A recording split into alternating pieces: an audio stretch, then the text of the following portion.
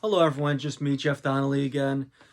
Hopefully you like, share, subscribe to the channel, comment, whatever, If you have any questions, shoot me a question. I'll give you an answer. I'm an open book.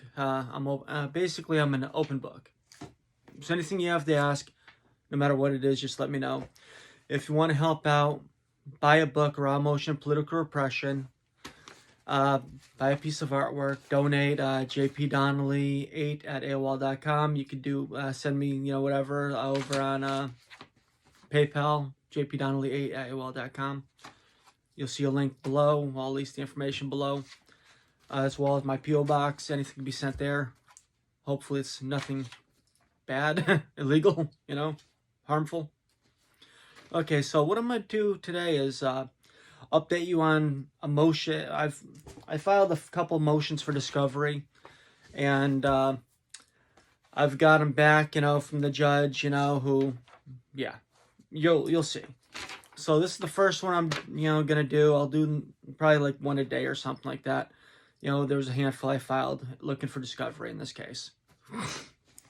And so as you're aware, this case was filed after over 5 years of them sitting on it because the Monson police figured that there was no criminal matter, and then the district attorney's office ordered them to file charges against me, even though all the discovery, all of that evidence had been deleted. And yeah, go figure. So this is me trying to find discovery, find information, find evidence that's going to help my case. So this right here is a motion for medical records that I filed. So Palmer District Court, Civil Action Number 214-3CR000501. Commonwealth versus Jeffery P Donnelly. Okay, so this is the motion for medical records. Now comes the pro se defendant, Mr. Jeffery P Donnelly, and respectfully moves this honorable court to order that all medical records concerning the treatment by Swift River Chiropractic, 22 S Main Street, Belchertown, Mass. Of blank, be produced and delivered to the Palmer District Court Clerk's Office. The District Clerk Office shall provide copies of said records to Mr. Donnelly upon delivery. As grounds for this motion, the defendant states that the treatment records of this patient are material and relevant evidence in the above referenced matter, and advanced delivery of the records is in the interest of justice. Respectfully submitted, Mr. Jeffery P Donnelly, pro se litigant, December 3rd, 2021. Okay, so the hearing was on the 9th. The judge ruled on 12/24/21. He denied it. Okay, so what we're going to do is we're going to get down to the affidavit. Basically, information on why I'm requesting it, for the most part. It says, affidavit, I, Jeffery P Donnelly, do swear and affirm that the following is true and nothing but the truth under penalty of perjury. This request for documents is not being done as a form of a fishing expedition, as has been alleged by Justice Williams. Even though discovery request summons are the proper manner of gaining information, especially information that may or may not exist, and being information that came to light only from access to these requested documents, the need for these documents is especially critical as a result of the District Attorney's Office conduct of holding on to these charges for over 5 years. And only when the statute of limitations was about to expire did they compel the Monson Police Department to file said charges. And after all the physical evidence held by or could have been collected by the Monson Police Department that could have cleared myself had been destroyed, hidden, or the alleged victim willfully refused to turn in. I do not want to provide, but have no other way around providing what I do expect these documents to uncover and show proof of, and more, such as, remember, this is only a limited amount. Number one, proof that blank did not spend days in the hospital after the alleged incident, as she had told her boss, the owner of the Magic Lantern. Proof that Miss Blank does not have sciatica, as she claims, nor does she have major medical conditions, as she also claims. I was told by Blank's former partner. Miss Blank is a convicted felon with a proven documented long history of lying to the police and courts. She's a convicted felon. I've got the paperwork showing that she's been convicted of lying to the police. Lighting her car on fire for insurance fraud. Okay, Mr. Donnelly, blah, blah, December 3rd. All right. So, remember, this was denied. The chiropractic, right? And you may ask, how do I know about the chiropractic? Well, in the victim financial worksheet, which I was provided, it says crime-related costs. Number A, medical expenses. List any medical expenses incurred as a result of this crime. Examples include expenses for doctors, hospitalization, therapy, counseling, etc. And remember, I'm saying Swift River Chiropractic, right? Well, this individual is claiming Swift River Chiropractic paid by insurance. So, if they're claiming in their worksheet there that they had to go to a chiropractic service for a while in relation to this alleged incident, this alleged crime, isn't it only fair that I would have access to any medical records in regards to that? Because this person's already lied about everything else. How do we know that they're not lying about that? Because they lied about going to the massage therapy that they're claiming as well in that medical thing where they wanted $1,280, which I'm sure that the Magic Lantern already paid them for. But that's a different motion for another day. We're just dealing with this motion right here. But still, the $1,280, obviously the person was paid, but they're still trying to go after me for that. In the Swift River Chiropractic, paid by insurance, I would like to know what damage or injuries the chiropractic service either did or did not handle. Okay, so it says denied by the judge. Okay. And that says, the application for complaint does not suggest the alleged victim was hospitalized for days. And they don't just say hospitalized for days. They say hospitalized for days, in quotes, right? Remember that? Okay. Well, let's see what we got here. All right, everyone? What do we got? What do we got? What do we got? We've got the Monson Police Department narrative for Sergeant Nicholas J. Gasparini. What page are we on here? Page 5. It says entered 8/25/2016, modified 12/05/2016. Okay, so this is the narrative. So, first paragraph, second paragraph. Okay, let's read from the second paragraph here. Actually, let's skip down to the third paragraph. So it's the second paragraph under September 11th, 2016. Remember, we're in 2000. These charges were filed in 2021. So, yeah. Mark continued to say that Blank told him she was in the hospital for 5 days because of the incident. He stated that he had tried to see if Blank was going to work her next shift, but she did not reply. He stated that she was not scheduled. Pesolano stated that he contacted Blank by phone, and Blank reported that any communication needed to be in writing, a written form per her attorney.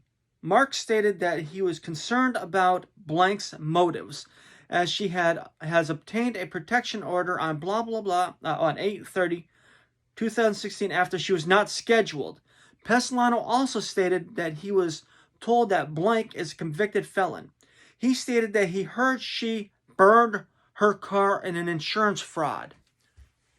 Why didn't Sergeant Gasparini investigate her burning her car as an insurance fraud?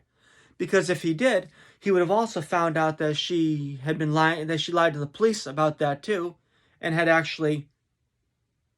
That's just a whole nother thing, which that's another rabbit hole right there, which I plan on getting into after February 15th when I go to court next and have this person on the stand. But yeah, we're going to get into that. Trust me, it's going to be interesting. But why didn't Gasparini look into that? Strange. And also, if you remember, the probation department said that she had no criminal record until I actually brought the file up with the document numbers, which then they said that she was a convicted felon, but before that they tried saying she wasn't. Okay. So this right here clearly states in Gasparini's report, what does it clearly state? Blank told him she was in the hospital for 5 days because of the incident. Okay. 5 days. So 5 days because of the incident. And what does the judge claim? The application for a complaint does not suggest the alleged victim was hospitalized for days. Okay, so who's lying here? Looks like the judge is. Looks like the judge isn't being honest and truthful. Why? Because Gasparini writes on page 5 of his statement of his narrative, right? 1, 2, 3 paragraphs down. Next paragraph after September 11th, 2016. Claims that she claimed to Mark Pesolano that she was in the hospital for 5 days. Right here. The application for complaint does not suggest the alleged victim was hospitalized for days. 5 days is a long time.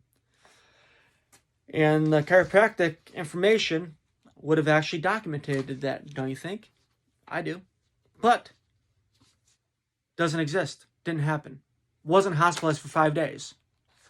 Wasn't hospitalized for even 1 day. This individual went to the hospital, refused to let them examine her, and then left. And then refused to give the clothing that was requested by Gasparini. Refused to turn him in. Why? Because he said he was going to check him for skin cell DNA. There was no skin cell DNA because this person was lying. Because why? Because they lost their shifts.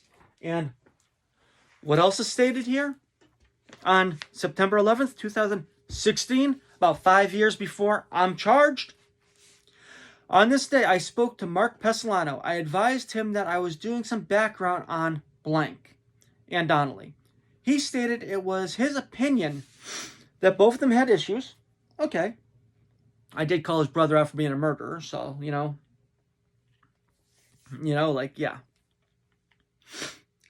Even though he did give me letters of recommendation, and, yeah.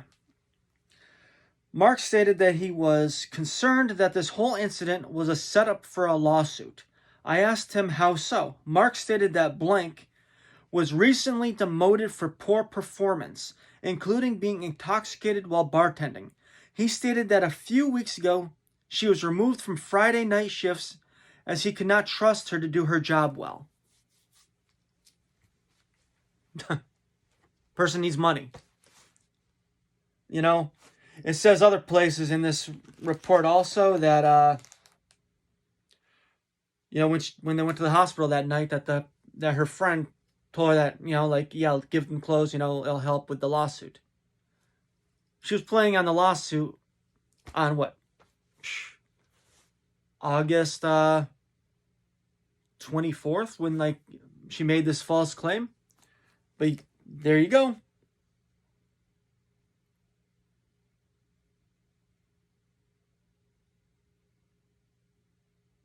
Oh yeah. Mark stated that he had read what blank had written regarding an order blank got on Donnelly. He stated that blank wrote that Donnelly was not allowed to be behind the bar. He stated that this is not true, that staff are allowed to go back there and get their own water and sodas. Booze too, but still. I guess he's trying to make it look professional. Okay.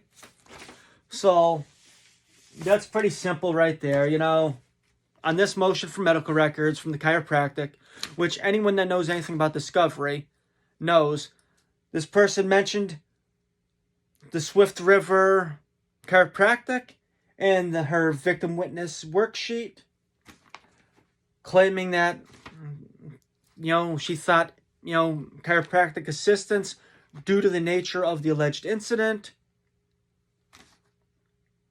Yet, the judge has refused to provide me or allow me to get the documents in relations to this alleged treatment, whether this alleged treatment took place or not, because this person's a liar and perjures herself nonstop. So we don't even know if this is true. We don't even know if she went to the Swift River Chiropractic to get any assist, like at any time in regards to this. And I think that would be information that should be provided to me. When you think, especially 5 years later, I'm sitting there trying to scramble to get as much evidence as I can in order to help with the defense. Because remember, I'm facing criminal charges here. I'm facing many years in jail for lies. And the judges are claiming, even in here, the complaint does not suggest the alleged victim was hospitalized for days, when it's clearly in the paperwork.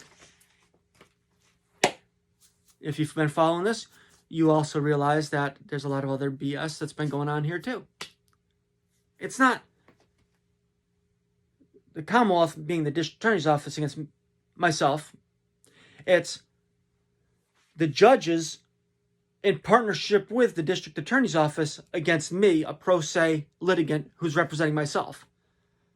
So, oh yeah, don't forget the fact that I was assaulted by the court officers too, and they're allowed to do that, and they're allowed to also delete the video footage.